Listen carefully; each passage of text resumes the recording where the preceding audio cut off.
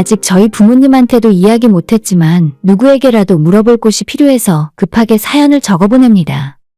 진짜 세상에 뭐 이런 자식이 다 있는지 모르겠고 지금도 어떻게 이 상황을 받아들여야 할지 그저 너무 분하고 화가 나서 손발이 덜덜 떨리네요. 제가 잘못 생각한 건지 남편 말이 맞고 남편이 하자는 대로 하는 것이 맞는 건지 혹시나 하는 마음에 여쭤보고 싶네요.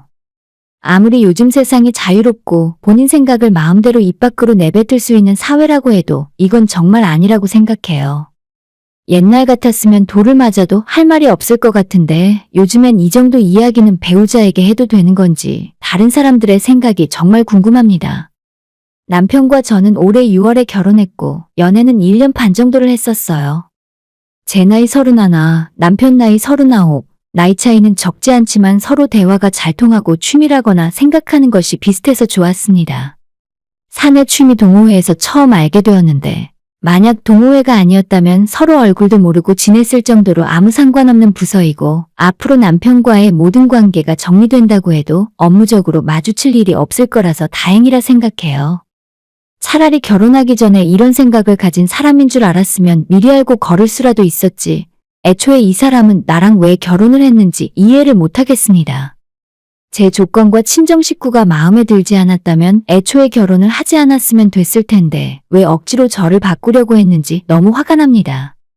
일단 이야기를 하기에 앞서 친정 부모님에 대한 설명이 있어야 할 것 같은데 넉넉한 형편은 아니지만 항상 화목함을 잃지 않는 가정이었어요.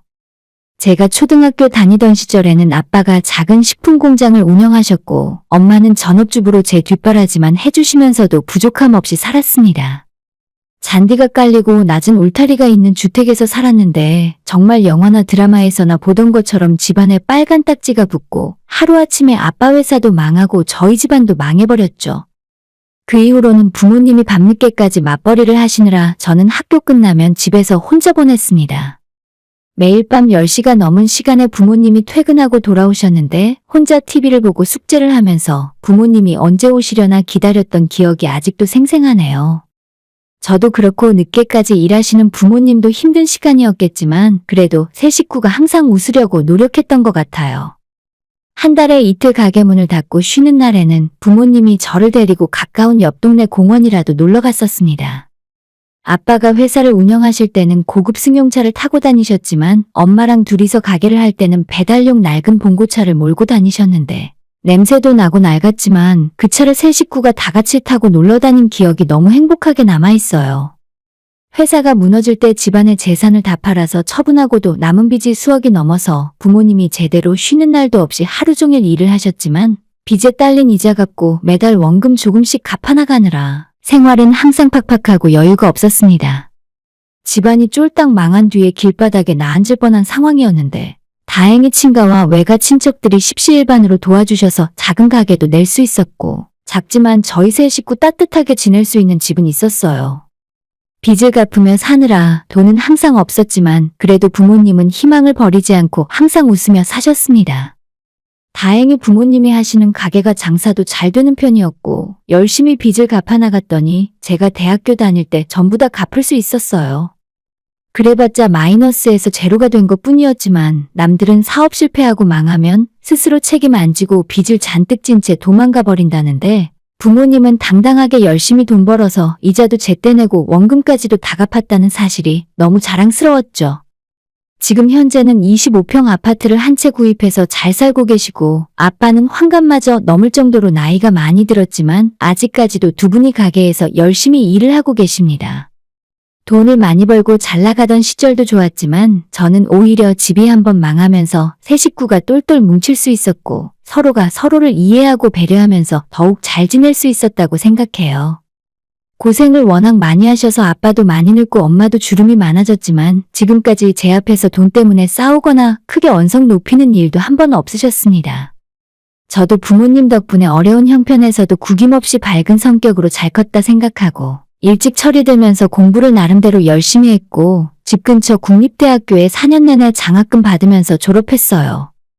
지금은 저희가 사는 지역에서 가장 큰 회사를 다니고 있고 이 모든 것이 부모님을 잘 만난 덕이라 생각하고 있습니다.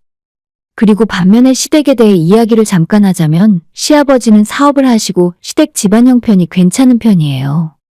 서울이나 큰 도시에 있는 진짜 부자들과는 비교할 수 없겠지만 시댁에서 갖고 있는 건물도 여러 채가 있고 매년 연말이 되면 지역사회의 기부나 봉사활동 같은 좋은 일을 많이 하는 큰 회사를 운영하고 계십니다. 시댁에는 제 남편과 그 위로 형이 하나 있고 막내 여동생까지 3남매가 있어요.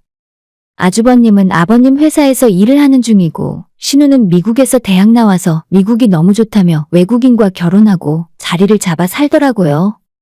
시댁 3남매 모두 대학을 미국에서 나왔는데 시아버님이 고등학교를 마치지 못하고 돈을 버느라 대학도 못 간 게 한으로 남아서 자식들 교육에는 돈을 아끼지 않으셨다고 들었습니다. 3명의 자식들을 모두 미국 보내서 유학을 마친 것이 시부모님에게는 큰 자랑이고 웬만한 집안에서는 감당 못할 정도로 큰 돈이 들었을 거예요. 자수성가를 하신 분이라서 기본적으로 성실함이 몸에 배어 있으신데 지금도 매일 새벽 5시 반에 일어나셔서 아침 운동하고 6시 반에 아침 식사를 하신 후 직원들보다 1시간 먼저 출근합니다. 저희 시아버지가 가장 존경하는 인물이 돌아가신 정주영 회장님이니 말다 했다고 봐요. 사실 결혼하면서도 양가 집안 형편이 많이 기울어서 걱정도 했었습니다. 친정부모님이 창피하다거나 본인들 앞가림을 못할 정도로 어려운 상황은 아니지만 시댁이 너무 부자라서 혹시 결혼 승낙을 못 받으면 어쩌나 걱정이 있었거든요. 아마 남편이 첫째 아들이었으면 집안에서 반대를 하셨을 수도 있어요. 다행히 아주버님이 일찌감치 장가를 가셨고 슬아의 2 아들까지 두고 있었기 때문에 저희는 그냥 너희 좋을 대로 하라는 식이었죠. 결혼할 때 시댁 도움을 많이 받았고 지금 사는 신혼집은 어머님 명의로 된 집입니다. 나중에 저희가 돈 모아서 독립할 때까지 얼마든지 편하게 살라고 하셨는데 보증금 같은 것도 안 받고 멀쩡한 아파트를 내어주신 것만 해도 정말 큰 지원을 해주신 거죠. 받은 만큼 시댁에 잘하려고 저도 많이 노력했고 결혼한 지 몇 달 되지도 않았지만 거의 매주 시댁에 한 번씩 찾아갈 정도로 신경 많이 썼어요. 시어머니가 막내딸을 정말 예뻐하고 아끼셨다고 하는데 아버님 의지로 미국에 유학을 보내긴 했지만 공항에서 정말 펑펑 우셨다고 합니다. 그런데 제가 원체 밝은 성격이고 어머님 아버님에게 잘해드려야겠다는 마음에 더 살갑게 굴고 애교도 많이 부리고 했더니 시어머니가 저를 정말 예뻐하셨어요. 남편과의 사이도 문제없고 가장 걱정이었던 시부모님도 저를 마음에 들어 하시니 제 결혼 생활이 무탈히 잘 흘러갈 줄 알았어요. 하지만 가장 먼저 조금 이상하다는 생각이 들었던 건 지난 여름 휴가 때 시부모님이 저희 부부와 같이 여행을 가고 싶어 하셨습니다. 원래는 신혼여행을 해외로 다녀온 지 얼마 안 된 상황이라 남편과 함께 제주도로 며칠 다녀올까 계획을 짜고 있었는데 시어머니에게서 갑자기 연락이 오더니 본인들이 전부 경비 부담을 하겠다면서 같이 해외여행을 가자 하셨어요. 제주도는 무슨 제주도니? 그냥 우리랑 좋은 데 가서 놀다 오자. 아무래도 늙은 사람들끼리 다니면 힘든 점도 많고 재미도 없는데 너희랑 다니면 좋잖아. 하와이? 발리? 너는 어디가 좋니? 너 가고 싶다는 곳으로 가자. 돈이 문제가 아니라 편하게 쉬다 오고 싶은 여름 휴가인데 시부모님을 모시고 가면 이래저래 불편할 것 같았습니다. 일단 남편과 상의를 해보겠다 하고 전화를 끊었고 저녁에 남편에게 이런 이야기를 했더니 전혀 문제될 거 없다면서 시부모님과 같이 가자 하는 겁니다. 시부모님이 영어를 잘 못하셔서 해외여행 다니기 힘든데 우리가 같이 가서 도와드리고 제주도보다 훨씬 좋은 곳에 가서 놀고 오자고 하는데 저는 솔직히 같이 가고 싶진 않았어요. 하지만 저 혼자 거절할 명분도 없고 어머님이 저렇게 기대하고 좋아하시는데 내 휴가가 문제가 아니라 시댁에 보답하고 효도한다는 생각으로 여행을 같이 가기로 했습니다. 하와이를 7일 동안 다녀오기로 했는데 도착하고 숙소에 체크인하면서 한 번 더 놀랄 일이 있었어요. 방을 2개 예약해두었고 저는 당연히 남편과 한 방을 쓸 줄 알았는데 남자는 남자끼리 여자는 여자끼리 편하게 쓰자면서 어머님과 제가 한 방을 쓰게 되었습니다. 저한테는 한마디 상의도 없었고 이미 자기들끼리 다 정해놓은 상황에서 제가 정색을 할 수도 없는 일이라 그냥 분위기에 휩쓸려 그렇게 하기로 했죠. 그리고 여행 내내 어머님과 제가 함께 붙어 다녔고 마치 모르는 사람이 보면 엄마와 딸이라도 되는 것처럼 꼭 제 팔짱을 끼고 다니셨습니다. 조금 부담되는 건 있었지만 그만큼 시어머니가 저를 편하게 생각하시고 좋아해서 그런 거라고 생각했습니다. 제가 시집 오기 전에 첫째 며느리인 형님이 있었지만 형님은 좀 무뚝뚝한 편이고 아이를 둘이나 키우다 보니 본인 사는 게 바빠서 어머님과 거의 교류가 없더라고요. 그래서 아마 살갑고 먼저 다가오는 제가 마음에 드신 것 같은데 시어머니와 원수처럼 지내는 것보다는 이렇게 마음에 들어 하시는 것이 오히려 다행이라 생각했죠. 시댁과 잘 지내는 것까지는 정말 좋았는데 문제는 어머님의 저에 대한 집착이 시간이 지날수록 점점 더 심해지는 것 같았어요. 매일 하루에 한 번씩 전화하시는 건 기본이고 아무 때나 수시로 카톡을 보내서 저와 수다를 떨고 싶어 하셨습니다. 너는 우리 아들이랑 결혼했는데 이제 회사 안 다녀도 되지 않니? 그냥 내가 너 월급만큼 용돈 줄 테니까 회사 그만두고 나랑 놀자. 같이 골프도 치러 다니고 브런치인지 뭔지 맛있는 거 파는 카페도 다니면 좋잖아. 그때는 어머님 농담이 조금 지나치다 생각했었는데 이제 와서 생각해보니 저런 말들도 농담이 아니라 전부 진심이었구나 싶네요. 외국에서 사는 신우 때문에 생긴 상실감과 우울한 마음을 저를 새로운 딸이라 생각하면서 집착하시는 것 같았습니다. 연락도 자주 하고 일주일에 최소 한두 번은 만나서 같이 시간을 보낼 정도로 어머님은 항상 저만 생각하셨습니다. 이게 과장이 전혀 아닌 게 저는 회사에 출근하고 퇴근하는 직장인이지만 어머님은 살림조차 사람을 쓰고 본인 손으로 거의 안 하시는 속편한 가정주부였거든요. 아침에 일어나 출근할 곳도 없으니 늦게까지 시간이 많이 남았고 오전에 수영을 하시고 낮에는 골프 연습장과 피부 관리를 하러 다니는 것만이 어머님의 유일한 스케줄이었어요. 그러니 남는 시간에 항상 저한테 연락하시고 저보고 일 그만두고 같이 놀러 다니자는 소리를 속편하게 하실 수 있는 분이죠. 가끔 부담스러울 때도 있어서 서로 선을 지켰으면 싶은데 남편도 어머님과 똑같은 소리를 하면서 차라리 회사 그만두고 아예 시어머니와 놀던지 아니면 어차피 시댁이 집이 넓고 방이 많으니까 우리가 그 집에 들어가서 같이 살면 어떻겠냐는 소리를 했습니다. 6월에 결혼해서 아직 반년도 안 지났는데 시댁이랑 합가하자는 소리에 남편과 몇 번 다툰 적도 있어요. 그래도 이때까진 크게 심한 건 아니었는데 지난 추석 때 시댁에서 차례를 지내고 정리를 다 마친 뒤 친정으로 건너가려 하니까 어머님이 가지 말라 붙잡으시더라고요. 좀 더 있다가 가. 내가 과일 깎아줄게. 우리 같이 있다가 영화나 보러 갈까? 시댁의 아주버님네 식구도 찾아왔고 시끌시끌한 추석을 보냈는데 제 친정에는 부모님 말고는 아무도 올 사람이 없잖아요.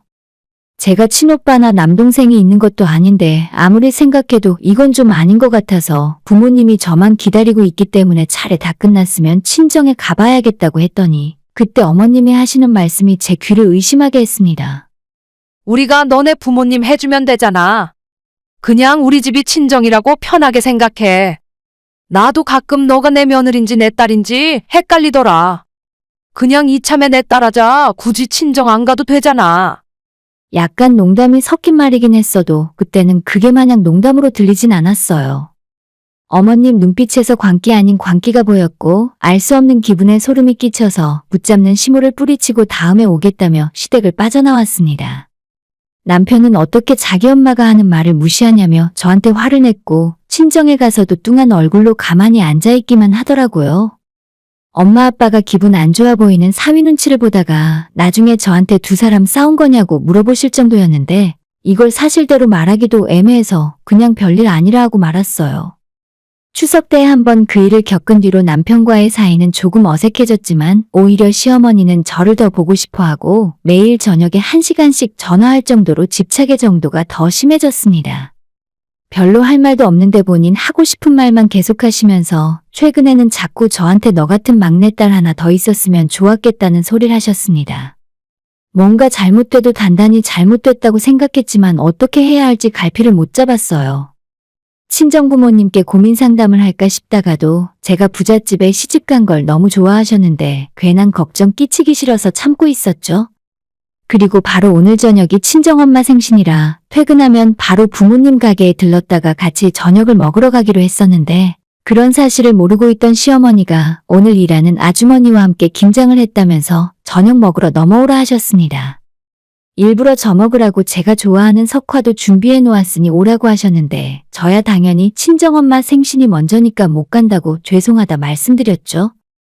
어머님이 너무 섭섭해 하시면서 꼭 친정에 오늘 가야 하냐며 주말에 가방도 하나 사줄 테니 오늘은 시댁에 오라고 하셨어요. 가방이요? 그게 무슨 소리 하시는 거예요? 저 가방 같은 거 필요 없어요. 오늘이 엄마 생일인데 제가 친정 가야지 어떻게 어머님 댁을 가요?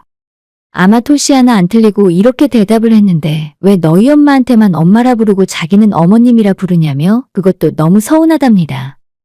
아니, 시어머니를 어머님이라 부르지 그럼 뭐라고 불러요? 안 그래도 퇴근하고 꽃다발에 케이크 준비해서 엄마한테 가야 하는데 자꾸 전화로 이상한 소리를 하는 시어머니 때문에 정신이 하나도 없고 짜증이 나더라고요. 시댁에는 내일 갈 테니까 내일 만나서 다시 이야기하자 말씀드리고 전화를 끊었고 저는 친정 부모님과 저녁을 먹고 늦게까지 놀다가 집에 들어왔습니다.